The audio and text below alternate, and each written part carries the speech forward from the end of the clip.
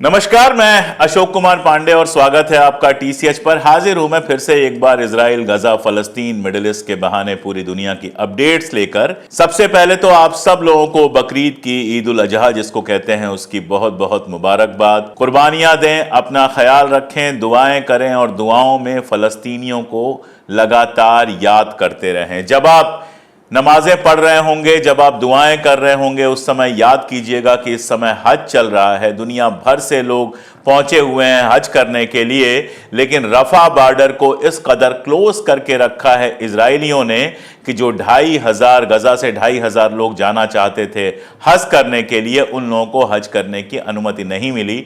अब वो अपने शहरों की टूटी हुई मस्जिदों के आसपास ही नमाज पढ़ेंगे, वहीं अपनी खुद की कुर्बानी से ईद मनाएंगे। उनके पास कुर्बान करने के लिए कुछ नहीं है, सब कुर्बान हो चुका है, घर कुर्बान हो चुका है, जानें कुर्बान हो चुकी हैं, औरतें, बच्चे, सारी की सारी प्रॉपर्टी, बैंक, स्कूल, कॉलेज, कुछ भी ऐसा नहीं है जिसके कुर्बानी उन लोगों ने नहीं दी है। तो दुआ कीजिए कि इस कुर्बानी का उन्हें फल मिले, दुआ कीजिए कि उनको आज़ाद फ़लस्तीन मिले, दुआ कीजिए कि समंदर किनारे, आसमान के नीचे उनको भी वैसे ही सुकून से रहने को मिले जैसे दुनिया भर के दूसरे लोगों को सुकून से रहने के लिए मिलता है। यह सब इसलिए ज़रूरी है कि दुनिया के अगर एक कोने में जुल्म हो रहा हो तो इस ग्लोबलाइज्ड वर्ल्ड में, इस मिली जुली दुनिया में दूसरे कोने में खामोश रहना एक कुफ्र है, एक गलती है। अन्याय के खिलाफ बोलना ज़रूरी है, इसीलिए लगातार फ़लस्तीन की बात होनी भी ज़रूरी है। मैं कोशिश करता हूं कि ये अपडेट्स लगातार आपके पास लेकर आता रहूं। मुझे ज़रूरत है कि आप इसे दूर तक पहुंचाते रहें ताकि कम से कम हिंदुस्तान के अंदर और दुनिया भर में हिंदी उर्दू समझने वालों तक ये सच्चाई पहुंचे। अपनी कोशिश की जा सकती है और वो कोशिश हम लगातार कर रहे हैं। फिलहाल जो सबसे बड़ी खबर है उस पर आने से पहले मैं आपको एक तस्वीर दिखाना चाहता हूं। यह तस्वीर रफा की है और इस तस्वीर को लिया गया था 1930 में। 1930 में यह तस्वीर ली गई थी रफा के अंदर। आज ये कहा जाता है कि देयर वाज नो पैलेस्टाइन, कोई पैलेस्टीन जैसी जगह नहीं थी, वहां के लोग नहीं थे, वहां कोई इतिहास नहीं था। मैंने सैकड़ों ऐसी तस्वीरें अपने चैनल पर दिखाई हैं, आज फिर से आपको यह तस्वीर दिखा रहा हूं। आप खुद फैसला करें कि फलस्तीन था या नहीं था, और था तो कैसा था। रफा जो कभी ऐसा हुआ करता था उसको अब कैसा बना दिया गया है, वो दिखाने की, बताने की जरूरत नहीं है, वो आप सब लोग जानते हैं। तो अभी जो सबसे बड़ी खबर आ रही है वो इजराइल के नॉर्दर्न बॉर्डर से आ रही है, उत्तरी बॉर्डर से आ रही है। हिजबुल्लाह के साथ जो उसकी लड़ाई है वो लगातार तेज होती गई है। और अभी जब मैं ये वीडियो रिकॉर्ड करा रहा हूं तो थोड़ी देर पहले यह खबर आई है कि हिजबुल्लाह ने 150 के आसपास रॉकेट्स, 150 के आसपास रॉकेट्स, 50 सुसाइड ड्रोन्स, ये सारा कुछ इजराइल के ऊपर फेंका है, इजराइल पर हमला किया है। हिजबुल्लाह से लड़ाई लगातार चल रही है। हम भी पहले ही दिन से आपको बताते चले आ रहे हैं कि हूथी और हिजबुल्लाह कैसे इस लड़ाई में लगातार शामिल हैं। लेकिन अभी यह बड़ी बात इसलिए हो गई है क्योंकि यूएन के एक ऑफिशियल ने, यूनाइटेड नेशंस के एक ऑफिशियल्स ने कहा है कि अगर इस पर मिसकैलकुलेशन होता है तो एक फुल स्केल वार में यह तब्दील हो सकता है, एक बड़ी जंग में यह तब्दील हो सकता है। हालांकि जितनी मेरी जानकारी है, जितना मैं देख पा रहा हूं, भले घोषणा ना हुई हो, लेकिन हिजबुल्लाह के साथ यह जंग जो है लगभग फुल स्केल वार पे चली गई है। अगर आप मिडिल ईस्ट के अखबार फॉलो करेंगे तो आपको पता चलेगा कि लगभग रोज इजराइल की तरफ से भी हमला हो रहा है। लेबनान में भी लोगों के मारे जाने की खबरें आ रही हैं और लेबनान से हिजबुल्लाह भी लगातार हमले कर रहा है जिसमें नुकसान होने की खबरें आ रही। और इन सब के बीच हिजबुल्लाह के साथ जो खड़ा हुआ है वो हुआ है इराक का इराकी मिलिशिया जो ईरान समर्थित है। इराकी मिलिशिया भी लगातार हमले कर रहा है। हाइफा पोर्ट पे उसने हमले किए हैं और इजराइल के एक जनरल ने कहा है, इजराइल के आर्मी के एक सीनियर ऑफिसर ने यह कहा है कि वहां से, नॉर्दर्न इजराइल से जिस तरह से अपने लोगों को हमको हटाना पड़ा है, जिस तरह से नॉर्दर्न इजराइल को खाली करना पड़ा है, वो हिजबुल्लाह की बड़ी जीत है। यानी इस बॉर्डर पे लड़ाई वैसे नहीं होने जा रही जैसे फलस्तीन में लड़ाई हुई कि आप आसमान से गए, बम बरसाए, लौट आए और वहां पर लोग तबाह हुए। यहां बराबरी की लड़ाई चल रही है। वैसे लड़ाई रफा में भी कोई बड़ी आसान नहीं चल रही है। कई दिनों की नानुकर के बाद इजराइल ने आज जाकर लिस्ट जारी की है और सिर्फ 8 लोगों को अभी फिलहाल बताया है कि 8 उसके सैनिक वहां पर मारे गए हैं, उनके फोटोग्राफ वगैरह जारी किए हैं, लेकिन लोगों का मानना है कि 8 से काफी ज्यादा सैनिक उसके मारे गए हैं और रफा से लगातार इजराइल के सैनिकों के मारे जाने की खबर आ रही है। इन सबके बीच जो वहां की वार कैबिनेट बनी थी, जिसमें दूसरे दलों के लोगों को भी शामिल किया गया था, उसके अंदर एक विद्रोह जैसी स्थिति पैदा हो गई है। गैंट्स का नाम मैंने पहले भी लिया है, बेनी गैंट्स का, जो अमेरिका गए थे, जिनको अमेरिका ने काफी समर्थन दिया था। बेनी गैंट्स वहां के विपक्षी पार्टी के नेता हैं और लगातार बेंजामिन नेतन्याहू के खिलाफ उनके बयान आ रहे हैं। उन्होंने कहा था कि 8 जून तक बेंजामिन नेतन्याहू बताए कि उसका जंग को लेकर क्या प्लान है, जंग को खत्म करने को लेकर क्या प्लान है, और जब 8 जून तक नेतन्याहू की तरफ से कोई बयान नहीं आया तो उसने बेन गैंट्स ने इस्तीफा दे दिया है। वार कैबिनेट से यह पहला इस्तीफा हुआ है। अब मामला सारा यह है कि यूएन सिक्योरिटी काउंसिल में जब अमेरिका ने सीज फायर का प्रस्ताव पास करा लिया, उसके बाद से लगातार बात हो रही थी कि हमास के साथ समझौता किया जाए, और बेन गैंट्स भी यह कह रहा था कि अब काफी हो गया, अब हमको समझौता कर लेना चाहिए ताकि जो अगवा किए हुए लोग हैं उनकी रिहाई हो सके और वहां पर नए तरीके का पॉलिटिकल डेवलपमेंट हो सके।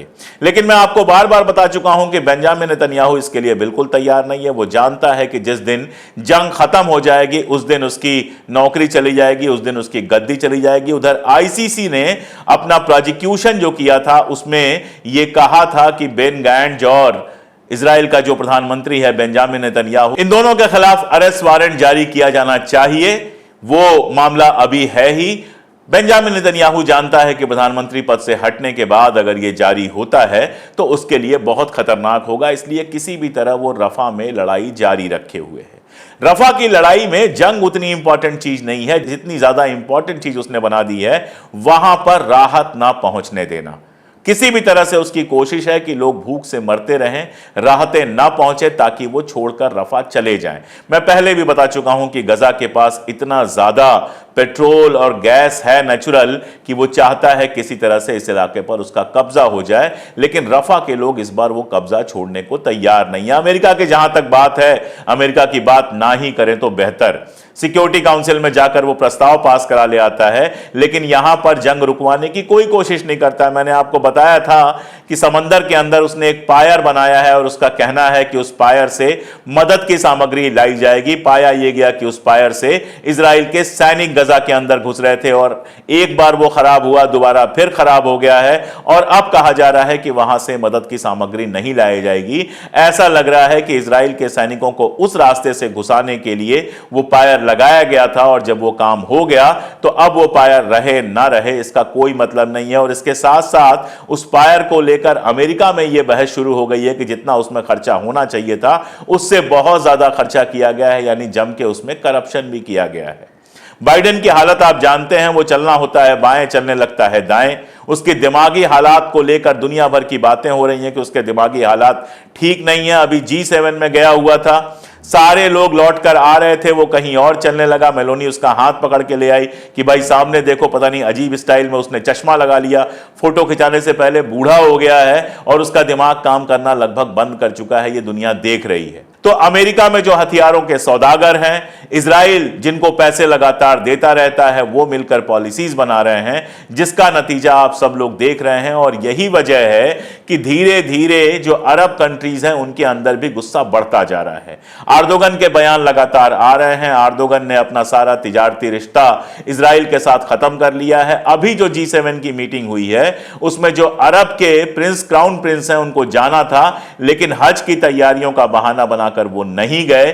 कहा यही जा रहा है कि इजराइल और फलस्तीन में जो नीतियां अपना रहा है अमेरिका, उसके चलते वो नाराज है और ये नाराजगी अब अरब वर्ल्ड तक ही नहीं रही है, दुनिया भर में फैलने लगी है। फ्रांस के बारे में आप जानते हैं कि वो हमेशा लगातार इजराइल के साथ रहा। हूती के खिलाफ भी जब मोर्चा बनना था तो फ्रांस उसमें साथ था, लेकिन अब फ्रांस और इजराइल के बीच में झगड़ा इतना बढ़ गया है कि नेतन्याहू और इजराइल, फ्रांस के जो राष्ट्रपति हैं मैक्रा, उनको कह रहे हैं कि वो हमास का समर्थक है, वो प्रो हमास है। तो आप समझ सकते हैं कि लड़ाई किस लेवल तक पहुंच गई है। असल में हुआ यह कि आईसीसी और आईसीजे के फैसले के बाद फ्रांस की एक कोर्ट ने यह फैसला दिया कि वहां पर जो हथियारों का मेला आम फेयर दुनिया भर का लग रहा है, उसमें जो इजराइल के लोग आने वाले थे उनका आना कैंसिल कर दिया गया है। इजराइल के जो हथियारों की तिजारत करने वाले लोग हैं उनकी एंट्री कैंसिल कर दी गई है, तो उसमें अब इजराइल हिस्सा नहीं लेगा। साथ में आप जानते हैं कि पूरे यूरोप और अमेरिका में स्टूडेंट्स ने खासतौर पर जिस तरह के आंदोलन किए हैं, उसके बाद एक तरह का प्रेशर बना हुआ है जिसमें वो इजराइल को हथियार भेजते हुए, इजराइल को हथियार देते हुए नजर नहीं आना चाहते हैं। नाटक तो अमेरिका को भी करना पड़ रहा है। आप जानते हैं वेस्ट बैंक में जो लगातार लड़ाई जैसा माहौल बनाया हुआ है इजराइल ने, लगातार वेस्ट बैंक में जो लोग रह रहे हैं उनकी जमीनें कब्जा करने के लिए, उनको मारने के लिए लगातार काम चल रहा है। उसमें एक्सट्रीमिस्ट जो संगठन है, वैसे तो पूरा का पूरा इजराइल ही इस समय एक्सट्रीमिस्ट नजर आ रहा है, लेकिन जो एक्सट्रीमिस्ट संगठन है उनके ऊपर अमेरिका ने कुछ प्रतिबंध लगाए हैं, कुछ सैंक्शन लगाए हैं। सवाल यह है कि जब यूएन ये बात कह रहा है, जब तमाम सारी जांचों में यह बात आ गई, जब आईसीसी और आईसीजे इस बात को मान रहे हैं, जब सिक्योरिटी काउंसिल में यह मामला पास हो गया कि इजराइल फलस्तीन में जो कुछ कर रहा है वो वार क्राइम है, तो कुछ छोटे मोटे संगठनों पर सैंक्शन लगाने का क्या मामला बनता है? ईरान के ऊपर आप तुरंत सैंक्शन लगा देते हैं, रूस के ऊपर आप तुरंत सैंक्शन लगा देते हैं, दीगर मुल्क होते हैं आप तुरंत सैंक्शन लगा देते हैं, लेकिन जब इजराइल का मामला आता है तो दो चार संगठनों पे सैंक्शन लगा के आप खामोश हो जाते हैं। और इतना ही नहीं, ब्लिंकन सरेआम झूठ बोलते हैं कि जो सीज फायर प्रपोजल है उसको हमास ने नहीं माना है, जबकि सब जानते हैं, दुनिया जानती है कि नेतन्याहू किसी भी सीज फायर प्रपोजल को लागू होने ही नहीं दे रहा है, मान ही नहीं रहा है। यह सब देखते हुए बहुत समझ में आता है कि अमेरिका इस वार क्राइम का हिस्सेदार है, अमेरिका इस पूरे के पूरे जुल्म में, इस पूरे के पूरे अपराध में शामिल है। और इसीलिए बातें वो चाहे कितनी कर ले, दुनिया को जो भी दिखा ले, लेकिन वो लगातार इजराइल की मदद कर रहा है। और इसका कारण क्या है ये मैं आपको 100 बार समझा चुका हूं कि बाइडेन हो चाहे कोई हो, इजरायली लॉबी से वो इतना पैसा लेते हैं, आईपैक से, एआईपीएसी आईपैक जो है उससे इतना पैसा लेते हैं कि सच बोलने की उनकी हिम्मत नहीं है। यह अलग बात है कि इस वजह से बाइडेन की लोकप्रियता लगातार घटती गई है और ऐसा लगता है कि अमेरिका में जो इलेक्शन होने वाले हैं इस बार बाइडेन उसको बुरी तरह से हारने वाले हैं। लेकिन आप सोचिए, अपनी गद्दी भी कीमत पर लगाकर, अपनी गद्दी दांव पर लगाकर अगर वो इजराइल की मदद कर रहा है तो यह खेल कितना बड़ा है और कितना गहरा है। लेकिन इन सब के बीच अगर हिजबुल्लाह के साथ लड़ाई तेज और होती जाती है या जिस तरह से चल रही है वैसी ही चलती रहती है, तो अमेरिका की चाल नाकाम होने के लिए मजबूर हो जाएगी। मैं बहुत बार, कई बार बता चुका हूं कि अगर यह जंग बढ़ेगी, ईरान इसमें सीधे शामिल होगा। न्यूक्लियर पावर इजराइल के पास भी है, ईरान उसके बिल्कुल करीब है, और उसके बाद जो होगा उसके बारे में सोचकर भी डर लगता है। वो पूरी दुनिया के जंग में बदल सकता है, विश्व युद्ध में बदल सकता है। और फिर अमेरिका जो पहले ही कर्ज में डूबा हुआ है, जिसकी ताकत पहले ही कम हो रही है, वो चाइना, यूक्रेन और ईरान का जो ट्रायंगल बना है उसके सामने गिर सकता है। उसकी की पूरी सुपर पावर खत्म हो सकती है और आने वाला वक्त उन मुल्कों का हो सकता है जो मुल्क अमेरिका के खिलाफ हैं। खैर, जब वो वक्त आएगा, जब वो सब कुछ होगा, अगर हम आप जिंदा रहे, अगर हम आप किसी बम का शिकार नहीं हुए तो देखेंगे। तब तक तो दुआ ही कर सकते हैं कि फ़लस्तीनियों को राहत मिले, जंग रुके, वहाँ पर नेतन्याहू कुर्सी से हटे और फ़लस्तीन को आज़ाद करने की जो एक मुहिम दुनिया भर में चली है वो कामयाब हो, ताकि अगली ईद पर वो खुशी खुशी हज भी कर सकें और अपने घरों में, अपनी मस्जिदों में ईद भी मना सकें। आज के लिए इतना ही, बहुत शुक्रिया।